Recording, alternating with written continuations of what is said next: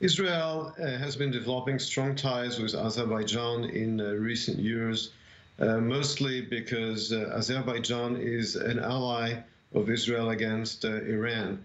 Azerbaijan is a Muslim Shia country, but a secular one that very much resents Iran, and Israel needs Azerbaijan's natural gas and oil resources. So there's a win-win relationship between Israel and Azerbaijan in terms of Israel's energy needs and Azerbaijan's security needs vis-a-vis Iran.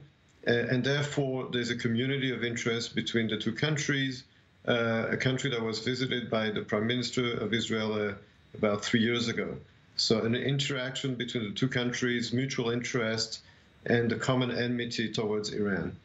Let's not talk just about Azerbaijan here, but just on a wider scope. How crucial are military industries for Israel's economy in terms of job creation, GNP exports, hard currency and public relations even? Historically, the military industry has been critical to develop Israel's foreign relations from the early 1960s.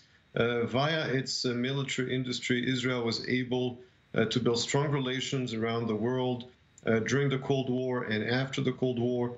It is still the case today. Israel has added value in military technology and intelligence, something that is very helpful for its foreign policy, its foreign relations. It's true also throughout Africa and also in Latin America. It's true also in the Caucasus with a country like Azerbaijan. And of course, it is important for the Israeli economy. So let's talk about the moral implications of deals like this. I mean, in this case, it could harm Israel's relationship with Armenia.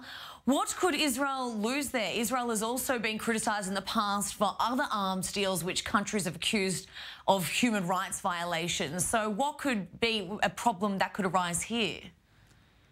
This is a typical case of the traditional tension in foreign policy between political realism or realpolitik and moral principles.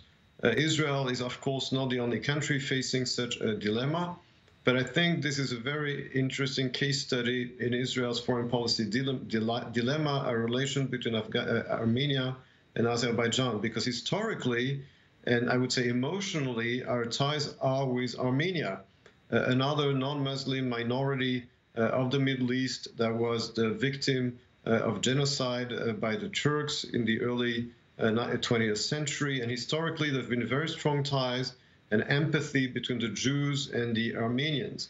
But then comes in realpolitik, our interests with Azerbaijan, which are stronger today because we have stronger interests with Azerbaijan than with Armenia. And therefore, Israel is more tilting towards the realpolitik side of its foreign policy.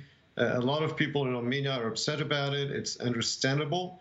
And of course, it's not the only case in which Israel faces moral dilemmas when it comes to its policy of arms exports. Another case was, for example, with Burma in recent years.